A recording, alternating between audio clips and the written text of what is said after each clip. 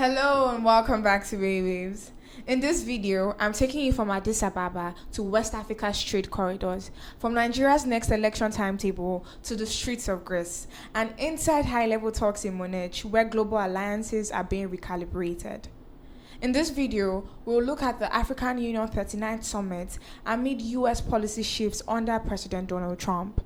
We're going to look at the AU's push for a new continental economic system, the reopening of a major West African trade corridor boosting regional commerce, Nigeria's officially announced 2027 election dates, European leaders attempting to reset relations with the United States, farmers protesting in Greece over unpaid government support, and a powerful African breakthrough story from Zimbabwe. I saved the best for the last. And now let's get into it. In this video, we start with Washington and Addis Ababa. The African Union kicked off its 39th summit today.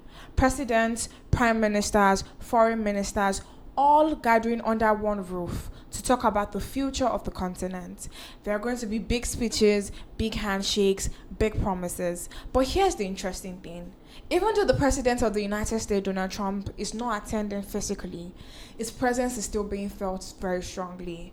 Not his body though, but his policies.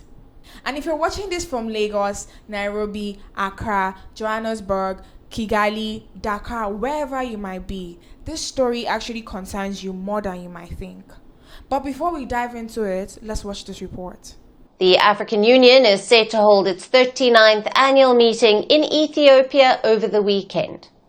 Leaders from all 55 member states will gather in the capital of Addis Ababa. It is where the headquarters of the African Union is located. Now, US President Donald Trump will not be a part of this meeting, but even in his absence, his policies will cast a long shadow over the summit.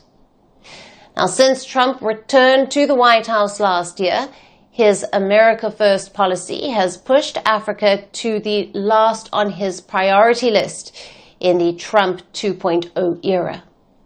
Now, America's focus in Africa has shifted from aid to trade, and this was also highlighted in Washington's national security strategy.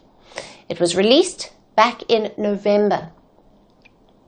Now, the entire 33-page document gave only a fleeting mention to Africa. It is the world's second largest continent, yet only 3 paragraphs mentioned it, that too as the bottom of the last page. And here is what the document said about US interests in Africa. Now, Washington is looking to partner with select African countries to resolve conflict and to foster mutually beneficial trade relationships. The document outlines a shift toward a trade and investment-focused approach. It also highlights the US agreement with the Democratic Republic of Congo, which links mineral investments to supporting conflict resolution efforts. So there is a lot for the African leaders to discuss as they meet at the summit. Now, last year, Trump imposed tariffs on many African nations. South Africa faces a 30% US tariff. Botswana, the DRC, Ghana, Lesotho, Madagascar, Nigeria, Uganda, Zambia, and Zimbabwe face a 15% tariff. Now, earlier this month, Trump extended the African Growth and Opportunity Act, the AGOA Act. It provides eligible nations with duty-free access to the US market. The extension will now last until the end of this year.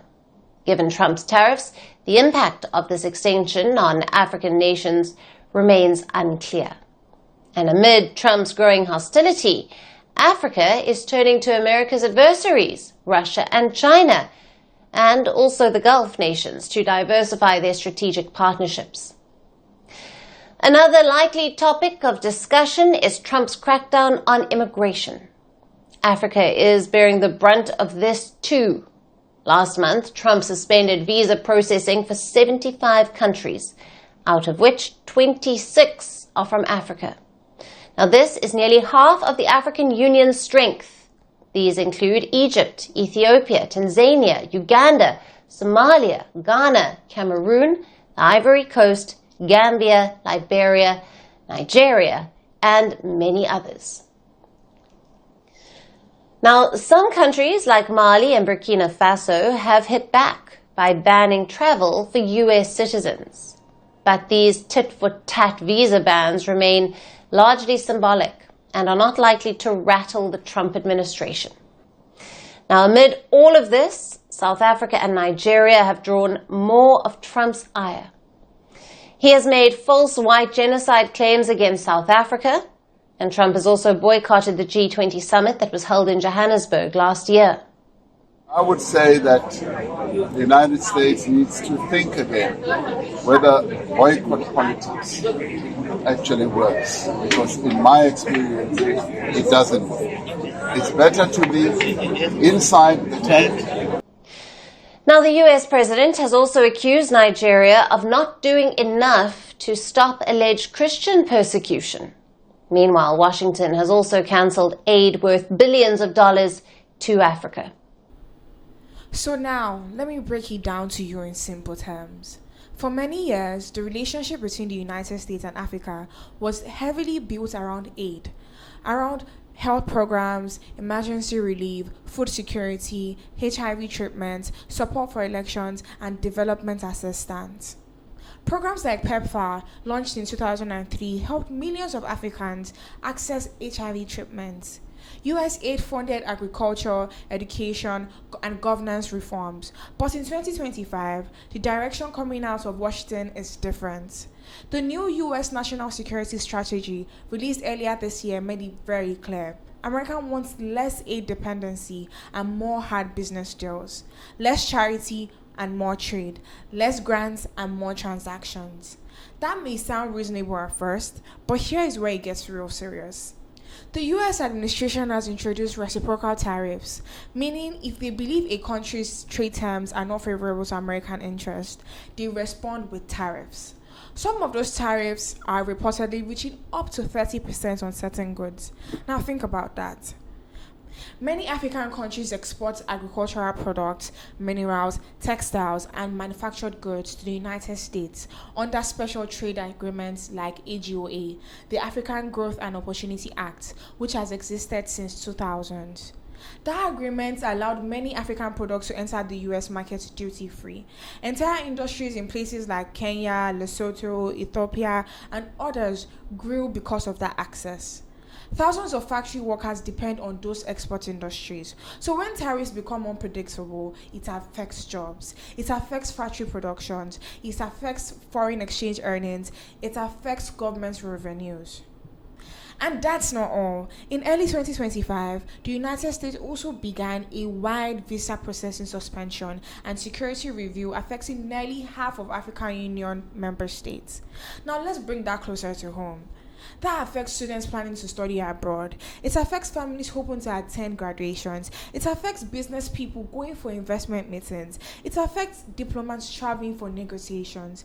And this creates uncertainty. Some African governments did not take that lightly at all. Countries like Mali and Burkina Faso responded with what we call tit-for-tat measures, introducing their own travel restrictions targeting US officials. It is symbolic, yes, but it shows something important.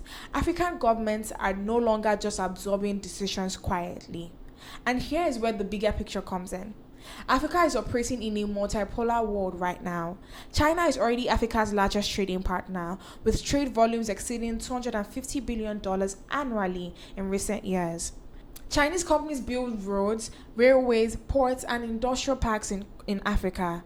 Gulf states like the UAE and Saudi Arabia are investing heavily in logistics, agriculture, and infrastructure. Russia has expanded military cooperation agreements in parts of the continent too. So when US policy becomes more transactional and less predictable, many African governments do not panic. They diversify. They look east, they look north, they look inward. This African Union Summit is happening at a time when Africa is also trying to strengthen its own internal market through the African Continental Free Trade Area, which officially began trading in 2021. The goal is very simple: trade more with ourselves instead of depending heavily on external markets. Right now, intra-African trade sits at roughly 15% of total trade, far lower than Europe or Asia. If external trade becomes unstable, African leaders see regional integration as a safety net. And here is something we must not ignore at all. Africa's population is young, extremely young. Nearly 60% of Africans are under the age of 25. That means millions of young people entering the workforce every single year. And so jobs matter, trade access matters, investment flows matters, visa access matters. So when Washington shifts from aid-driven engagement to strict transactional diplomacy, it changes the economic environment for millions of households across the continent. And this is why, even though President Trump is not physically at the African Union Summit, his policies are shaping conversations behind closed doors. African leaders are asking serious questions now, like how do we protect our economies from sudden tariff shocks? How do we maintain educational and business links? How do we strengthen bargaining power collectively? How do we avoid being pulled too strongly into one global power camp? And this is not about choosing America over China or Russia over the Gulf. It is about negotiating from a place of strength. The reality in all of this is that the United States remains an important partner in security cooperation, in technology, finance, and diaspora connections. African remittance from the United States alone amounts to billions of dollars annually, and no country wants to burn those bridges. But no country wants to be economically vulnerable either. So as this AU summit unfolds in Addis Ababa, what we are witnessing is not just diplomatic ceremony. We are watching recalibration. Africa is adjusting to a world where major powers are more openly transactional, where trade comes with conditions, where visas can be paused, where tariffs can rise quickly. And the central question becomes, can African countries use this moment to strengthen unity, deepen regional trade, and negotiate smarter deals? Because at the end of the day, beyond geopolitics, beyond strategy documents, beyond summit speeches, this is about ordinary Africans. It's about the factory worker in Nairobi. It's about the cocoa farmer in Ghana. It's about the student in Abuja waiting for a visa decision. It's about the entrepreneur in Kigali seeking investors. It's about that family in Bamako watching diplomatic tensions rise.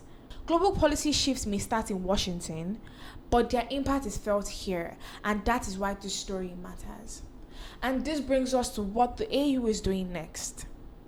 The African Union Summit is still ongoing, and this time, the focus is the economy. It's not just on politics alone, it's not just on security, but also the economy. African leaders at the summit have made something very, very clear. The old economic model is no longer working in a fragmented global system. And when they say fragmented, they're talking about a world that is increasingly divided. There are trade wars, there are sanctions, supply chain disruptions, climate shocks, rising death, and competition between major global powers. For Africa, this global fragmentation is not theoretical. It is felt in rising food prices. It is felt in fuel costs. It is felt in currency volatility. It is felt in the growing debt burden many African countries are struggling to manage. So at this summit, leaders are discussing what they call a new economic approach. To get a clear on-the-ground sense of how these discussions are unfolding right now in Addis Ababa, including the urgency around death, reduced aid flows, and the push for a new continental financing and development model, let's watch this report from the summit floor. That means for the African Union, for the countries of Africa, and even for the developing world, is that there's a new developmental model, a new financing model must come up. We have talked about changes that are needed in a global financial architecture, because what we are faced with at present is a diminution, a reduction in developmental assistance and flows. Currently, as at 2024, the figures show that debt service by the developing world was $173 billion, and the all-important foreign direct investment was still less than $100 billion. So therefore, when you look at what is going out in debt service, it is more than what is coming in overseas development assistance. It is more than what is coming in foreign direct investment. Now, leaders are also acknowledging the fact that Africa cannot continue to rely on external flows, especially when it comes to financing development. As one of the AU's largest member states, how is Nigeria approaching this? What is your strategy to sort of look inward? I think if you accept that there is a withdrawal from multilateralism, there is a withdrawal from a world trade order that is based on rules and that is growing and therefore has the opportunity for developing countries to benefit from that growing world trade, to grow their own economies.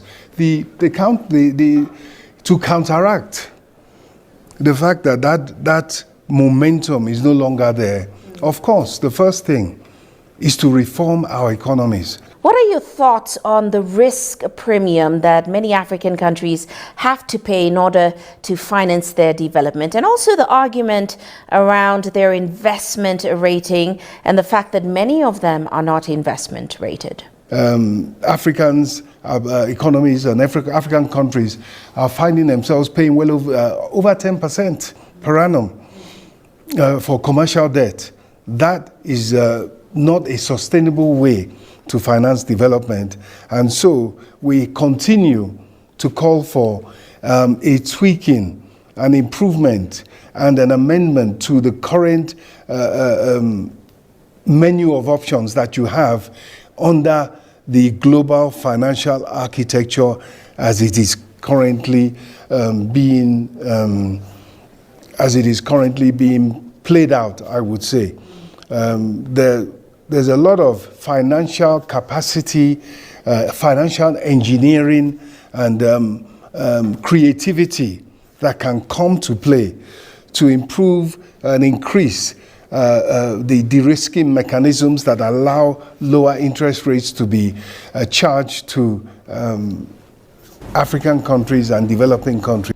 So that video that you've just seen captures the leaders' calls for inward-focused reforms, de-risking mechanisms, industrialization over raw exports, and a unified continental system to build genuine resilience, exactly the direction the summit is trying to set. But what does that really mean in practice? It means Africa must reduce its vulnerability to external shocks.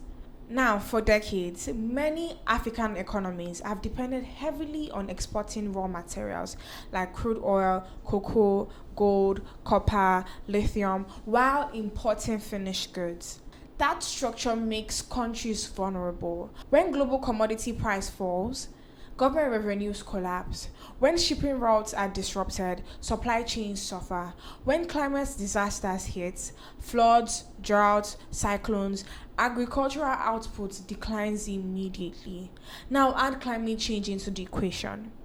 Africa contributes less than 4% of global carbon emissions, yet it is one of the most climate vulnerable regions in the world.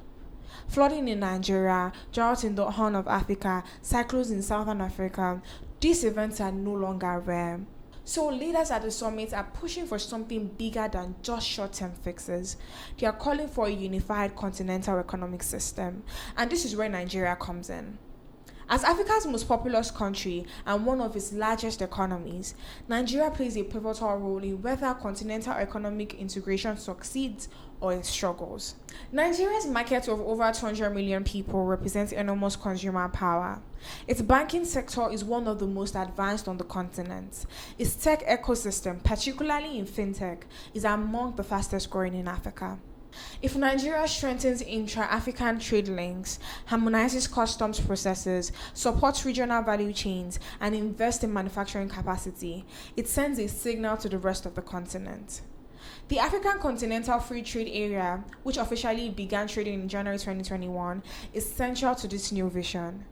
The goal of AFCFTA is to create a single market of 1.4 billion people with a combined GDP of over $3 trillion.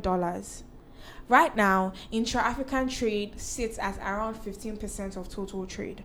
Compare that to Europe, where internal trade exceeds 60%. That gap alone represents both a weakness and an opportunity. If African countries trade more with one another, process their own minerals, refine their own oil, manufacture more finished goods locally, they reduce exposure to global fragmentation. But integration is not automatic. It requires infrastructure, it requires energy stability, it requires harmonized policies, and it also requires political will. At the summit, leaders are also discussing climate financing. Africa needs hundreds of billions of dollars annually to adapt to climate change and transition to cleaner energy systems. Yet, global climate funding commitments have often fallen short.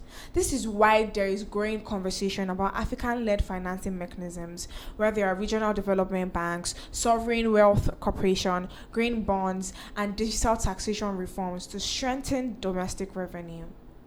The underlying message from Addis Ababa in all of this is that Africa cannot continue reacting to global shocks. It must build resilience from within. And resilience means diversification. It means industrialization. It means food security. It means investing in renewable energy like solar, wind, hydro, especially in regions with high sunlight and untapped potential.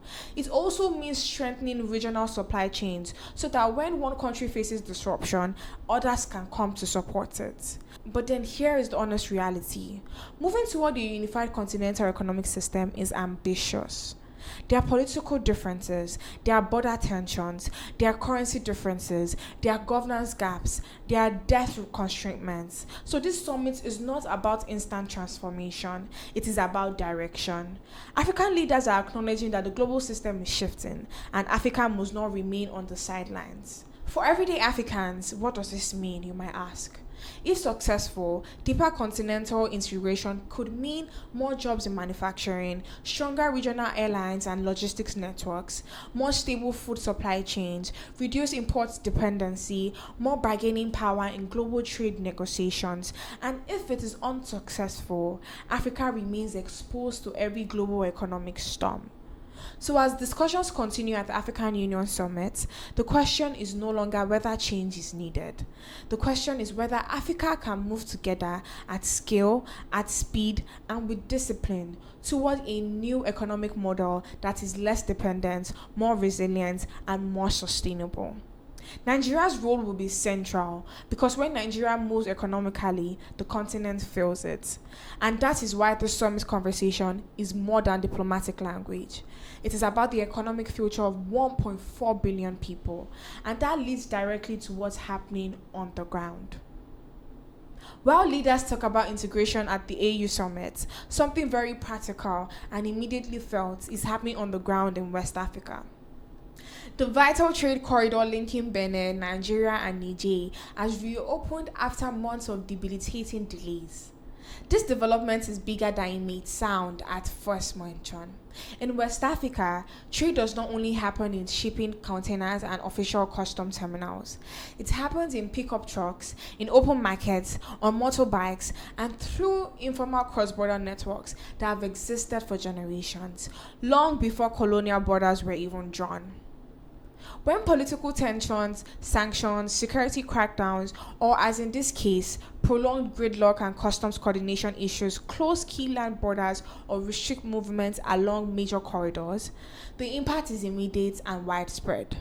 Transporters lose income overnight, perishable goods spoil before reaching markets, food shortages begin in border towns, prices spike in urban centers, and governments lose customs revenue. This particular corridor, the Samia-Kamba route, is one of West Africa's busiest transit arteries.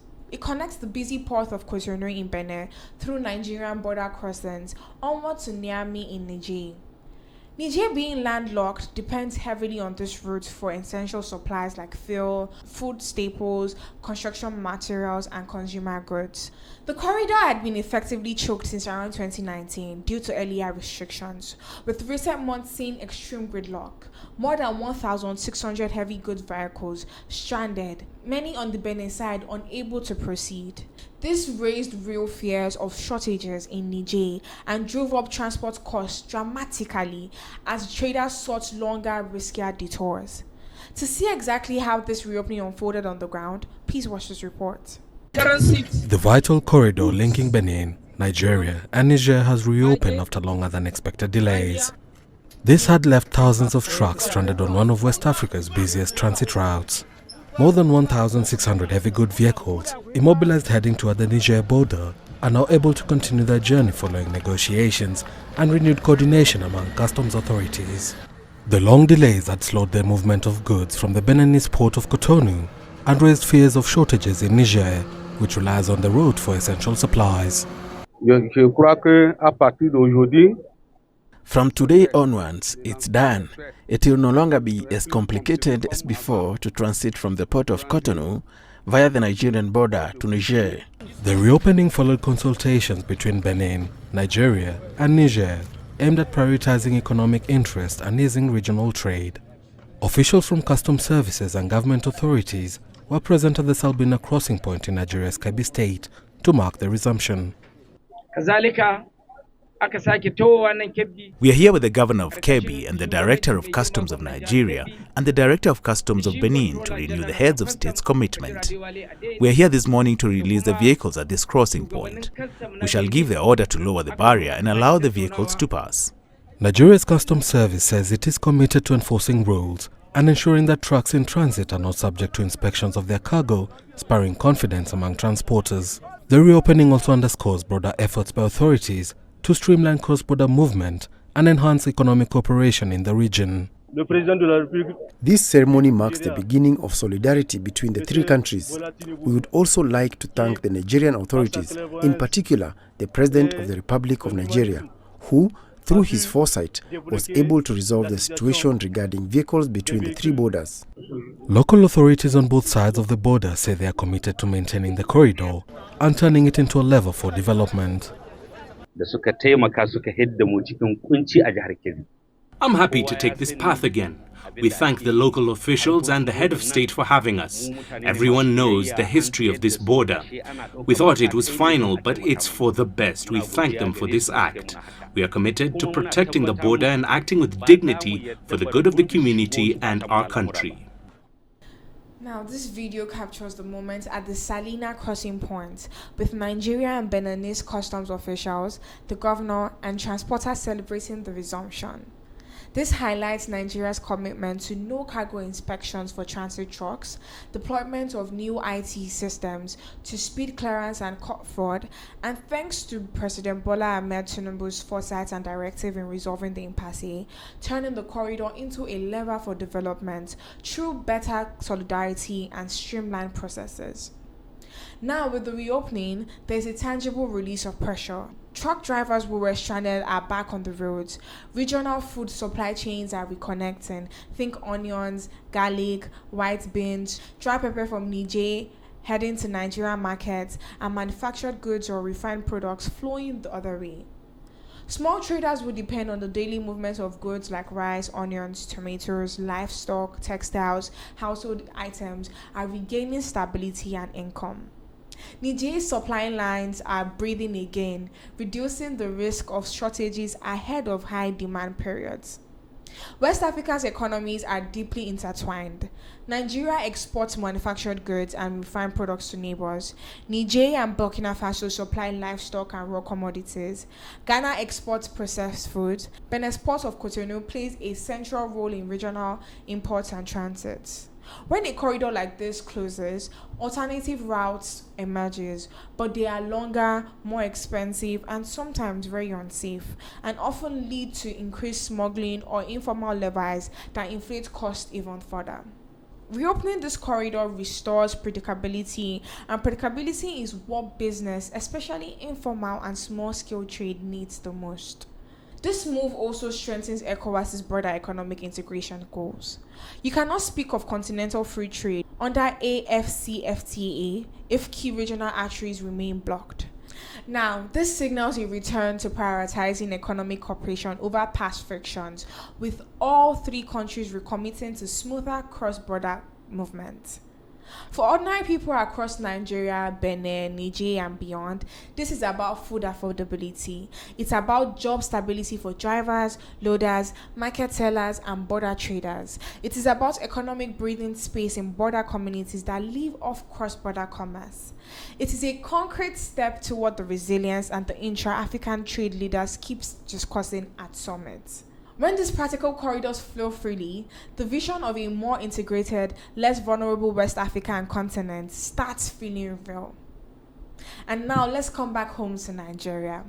This story is one that affects every single registered voter in this country, and honestly, it affects every citizen of this country as well. The Independent National Electoral Commission, INEC, has officially announced the date for Nigeria's next general elections, covering the presidential election, National Assembly seats, governorship races, and state houses of assembly. And if you're watching this is not just political news. This is your future being scheduled. INEC announced that the next presidential and National Assembly elections will hold on Saturday, 20th of February 2027. And the governorship and state houses of assembly elections will take place 2 weeks later on Saturday, 6th of March 2027. Now, those 2 dates, 20th of February and 6th of March 2027, are now politically significant. From this moment onwards, the countdown has begun. To see the announcement straight from INEC's press briefing in Abuja, watch this report, please. Hello, and thank you for joining us on TVC News at 10. I am Abosedi Adeniran. We're starting with election matters tonight. The Independent National Electoral Commission has officially set the stage for the next general election, ending months of speculation over when Nigerians will return to the polls. The Commission has now released the full timetable and schedule of activities for the 2027 general election, giving political parties, aspirants and voters a clear roadmap towards the country's next major democratic exercise. Senior reporter Habib Delawal has more. The countdown to Nigeria's next general elections is formally begun. At its headquarters in Abuja, the Independent National Electoral Commission unveiled the official notice and timetable that will guide preparations for the 2027 polls. INEC Chairman Professor Joash Amokbito announced that presidential and National Assembly elections will hold nationwide on Saturday, February 20, 2027.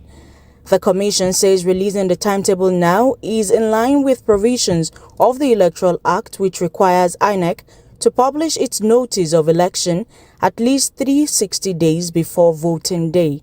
The timetable, according to INEC, serves as a comprehensive guide for all stakeholders, from political parties and candidates to security agencies, civil society groups, the media, and voters. Governorship and state houses of assembly will be 6th March 2027. The detailed timetable and schedule of activities have been uploaded to the Commission's website this morning and circulated, or is being circulated to registered political parties and relevant stakeholders. INEC also confirmed that continuous voter registration will continue nationwide, allowing newly eligible voters and those yet to register to participate in the elections. Deadlines have also been set for voter registration transfers, replacement of lost or damaged permanent voters' cards, and correction of personal details on the voters' register. Political parties are strongly advised to strictly adhere to the timelines. The Commission will not hesitate to enforce compliance with the law. The Commission remains committed to deepening the deployment of technology to enhance transparency in the electoral process, ensuring the continuous cleaning and updating of the National Register of Voters. Political parties were also reminded to strictly adhere to the timelines for conducting party primaries and notify the Commission as required by law. INEC warned that primaries conducted outside the approved schedule or without proper notification may be invalid, potentially affecting candidates' participation in the election. With nearly a year to the polls, attention now shifts to political parties and voters as preparations begin in earnest across the country.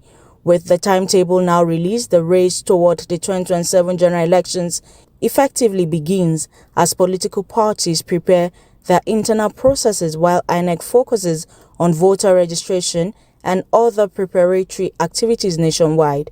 The Commission says strict adherence to the schedule will be critical to ensuring credible and well-organized elections. INEC has reassured Nigerians of its commitment of delivering credible elections. It's called on citizens to participate actively by registering, collecting their PVCs and turning out to vote peacefully during 2027 election. And now let me break this down for you clearly. On the 20th of February 2027, Nigerians will vote for the President of the Federal Republic of Nigeria, 109 senators representing the senatorial districts, 360 members of the House of Representatives. And then on the 6th of March 2027, voters in states where governorship elections are due will choose their governors and elect members of the State House of Assembly. Now, this is not just a routine announcement. Under Nigeria's 1999 Constitution and the Electoral Act 2022, INEC is required to give adequate notice ahead of general elections to allow political parties, security agencies, and voters to prepare properly. By announcing these dates well in advance, INEC has effectively opened the political season. Now, here's why this matters for everyday Nigerians. Nigeria has over 90 million registered voters based on the last updated register before the 2023 general elections. Young people between the ages of 18 and 35 make up the largest voting bloc in the country. That means millions of first-time voters will be eligible by 2027. Once election dates are announced, several things automatically begin to happen. Political parties must conduct their primaries between May 22nd and June 20th, 2026 within timelines specified by law. According to the Electoral Act, parties must submit candidate lists to INEC not later than 180 days before the election. Campaigns are legally permitted to begin 150 days before election day and must end 24 hours before voting starts. Security agencies begin coordination for nationwide deployment. Civil society organizations ramp up voter education. Observers, both local and international, begin pre-election assessments, and political tension slowly rises. Let's remember what happened in 2023.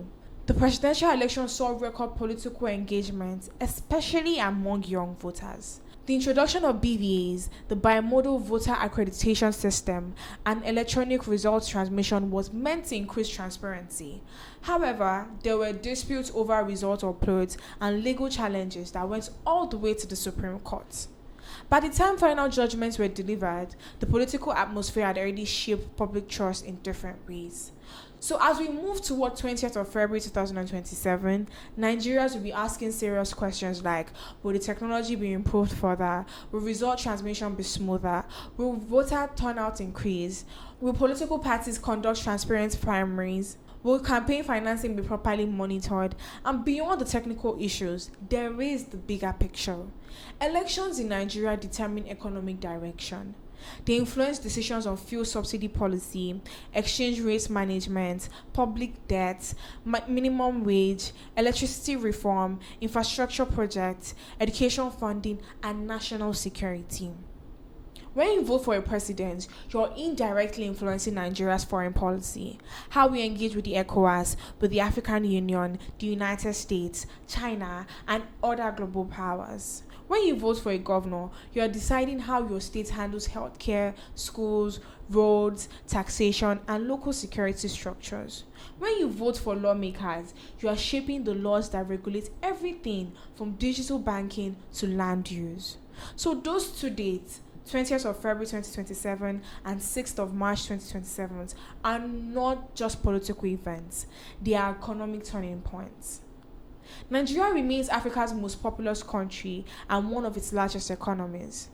The credibility of its elections sends signals across West Africa and beyond. At a time when parts of the continent have experienced democratic instability, Nigeria's electoral process carries regional importance. Now that the timetable has been set, political realignments will begin quietly. Alliances will begin to form, new aspirants will emerge, old rivalries will resurface, campaign strategies will be drafted, and in markets, campuses, offices, and homes across the country, political conversations will intensify. But at the end of it all, one fact remains clear. The power lies with the voter. INEC has done its part by setting the dates. The next chapter of Nigeria's democracy will be written on the 20th of February and 6th of March 2027. But now, the question is, how prepared are we for this? In a region where democratic transitions have faced pressure, Nigeria's process matters a whole lot. Now, let's widen the lens. At the Munich Security Conference, one of the world's most important annual gatherings on global security and diplomacy, European leaders gathered this week with a clear objective, which is to reset relations with the United States. The transatlantic relationship between Europe and the US has faced strain in recent years over trade disputes, defense spending obligations, tariffs, and strategic disagreements, amplified by criticisms from President Trump, threats of new tariffs, and even US interest in military moves in Greenland. At the conference, European leaders emphasized the need to rebuild trust and cooperation, especially within NATO, as global tensions rise and global power rivalry intensifies. The German Chancellor Friedrich Merz used the opening platform to deliver a landmark call for renewed transatlantic trust, declaring that the old rules-based international order no longer exists, and warning that even the United States will not be powerful enough to go it alone in this new era. It stressed that being part of NATO is a competitive advantage for both sides, so let's repair and revive transatlantic trust together.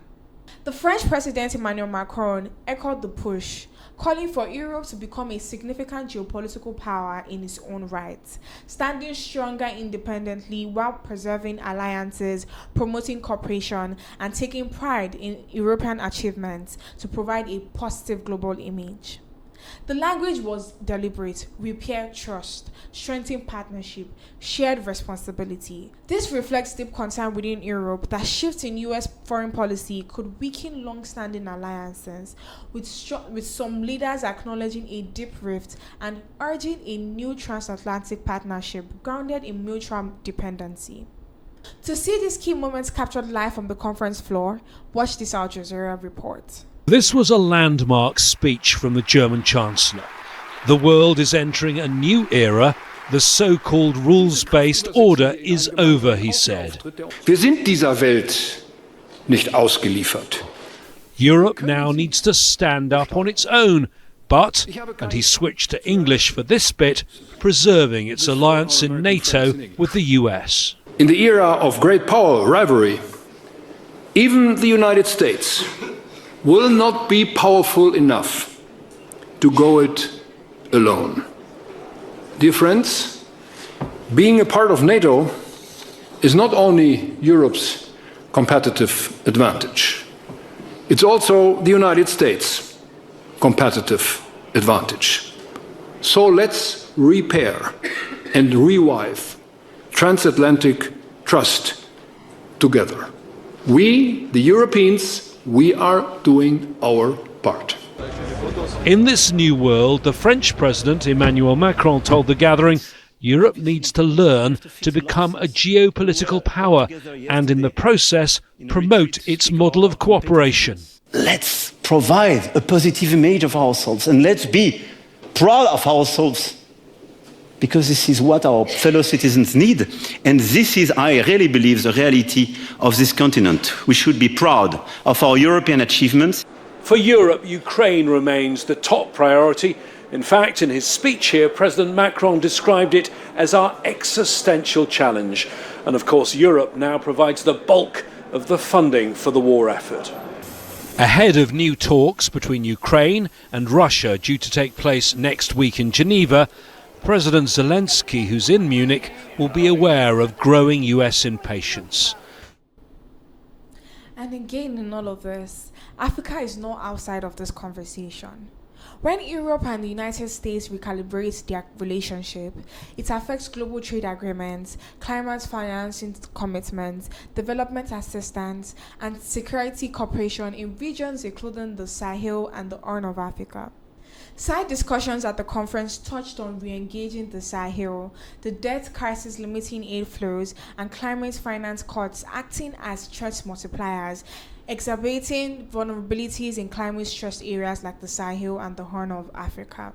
Subnational efforts show some continuity, but broader donor retreat could deepen fragmentation. If transatlantic cooperation strengthens, coordinated global policies on aid, security, and climate may follow, potentially benefiting African partners through renewed commitments. If it weakens, the global system becomes more fragmented, leaving Africa to navigate multipolar pressures from China, Russia, Gulf states, and others with even less predictable support. The Munich conference discussion highlights a world in transition, from traditional alliances adjusting to new realities, with leaders like Merz and Macron pushing Europe towards greater self-reliance without abandoning the transatlantic bond. For African countries navigating these relationships, this shift matters a whole lot. Global diplomacy is interconnected. Trade corridors reopening in West Africa signal regional resilience. And you might ask, why does this matter to Africa? It matters because when Europe and the US align, global policy coordination strengthens. It strengthens on climate finance, on trade rules, and security partnerships. But if they drift apart, fragmentation deepens, and Africa operates within that global system. And now, still in Europe, but on the streets, farmers in Greece are protesting. They are demanding payments they say the government owes them. They are talking about subsidies, compensation for climate damage, and support tied to rising production costs. Agriculture in Europe is currently under strain. Fuel prices have risen, fertilizer costs remain high, climate regulations are tightening, extreme weather events have damaged lots and lots of crops. Farmers argue that they cannot survive without timely government support, and many say they cannot even afford to plant in this season. This crisis has been building for months now. Last summer, a massive fraud scandal involving EU subsidies led to investigations that delayed legitimate payments to real farmers. Thousands allegedly posed as farmers to claim funds, with some linked to political connections. The government investigated this, claims it has since paid out to genuine claimants, but many honest farmers say they haven't still received what they were owed, and they are being collectively punished for the fraud. And in all of this, protests have escalated from rural blockades to the capital. Farmers blocked major highways, toll stations, and border crossings for weeks, including a 48-hour nationwide shutdown in early January, disrupting traffic and trade. Government concessions like cheaper fuel, electricity rebates, and future damage cover were offered but dismissed as insufficient, with no relief on fertilizer or pesticide taxes or full insurance reforms. And now it has escalated dramatically. On February 13th, thousands of farmers from across Greece drove dozens of tractors into central Athens, converging on Sentagama Square right in front of Parliament. Horns were blaring, they packed for an overnight rally, a show of force after months of roadblocks. Protesters planned to encamp through the night, departing midday Saturday, with solidarity from labor unions protesting separate labor law issues. Their demands are clear and urgent. All they want are immediate payment of outstanding EU subsidies and recovery of funds lost to fraud. They want lower production costs across the board. They want full compensation for losses from natural disasters, animal diseases, and market lows. They want reforms to ensure 100% insurance coverage without delays. They want protection to keep small farms viable, because without it, many say they will quit farming altogether and join the unemployed. Greece's farming sector is disproportionately vital. It employs 19% of the working population and contributes 8% to the economy. Yet, nearly 1 in 4 farms has disappeared over the past 20 years due to high cost, small scales, and declined viability. The farmers feel like politicians want to get rid of us, as one protester put it. To see the intensity of this escalation captured live, watch this report. Anger that has been gathering momentum in the countryside for half a year spills onto the streets of Athens. Greek farmers are asking for immediate financial relief and have driven their tractors to Parliament to get it. That relief includes subsidies the government still owes them. A lot of people won't sow crops this year. They'll quit farming. They haven't the money. They still owe money for last year's supplies, and they won't be able to buy on credit for a second year running. The Greek farming community has been a tinderbox since last summer, when the government failed to pay out $4.5 billion in European Union subsidies. The government was investigating fraud, in which thousands of people posed as farmers to get millions of dollars. And the government says it has since paid out the money in full to real farmers. But many of them haven't received it, and they want the government to pay out the money that went to fraudsters with political connections. Thousands of farmers blockaded the country's motorways for 2 months. They won a promise of cheaper fuel and electricity starting this autumn, but not lower taxes on fertilizer and pesticide. And they've lost faith that politicians will ever recover the money lost to fraud. It was meant for us. It was farmers' money, not lazy people's money. That's what we're asking for. What these people want is to get rid of us. Can everyone go abroad? So many people have already left because they can't make ends meet. Greece still largely depends on its farming sector, which employs 19% of the working population, compared to 10% in the rest of the European Union. And agriculture accounts for 8% of the economy, compared to 2.7% in the EU. So as a group, farmers have significant political clout here. But individually, they have little money, because their farms are often small and expensive to run, and the profession is in decline. In the past 20 years, nearly 1 in 4 Greek farms has disappeared. Farmers planned to encamp outside Parliament overnight. For many, this is a decisive moment. Without more support, many say they will quit the profession and join the ranks of the unemployed. The video brings the scene to life. As you can see the convoy arriving, the overnight encampment plans, and voices highlighting how credit denials and unpaid subsidies are pushing families out of famine. A raw look at the human cost behind the headlines. And this matters globally because Europe exports with dairy, olive oil, and processed food products. Instability in European agriculture, especially in key producers like Greece, can ripple into global food markets, affecting prices in African countries that import grain and staples. When farmers protest in Greece, it signals stress in a system that touches global supply chains, from EU trade deals to climate-vulnerable imports. The world is renegotiating under pressure. Economic strains, climate hits, and political frictions are linking distant places in real time. For Africa and the diaspora, staying attuned to this shift isn't optional. It is essential for us to navigate what happens next. Now, let's end on a story of breakthrough, discipline, and inspiration, this time from Zimbabwe. In a field long dominated by men, in one of the most technically demanding areas of medicine, a new chapter has been written.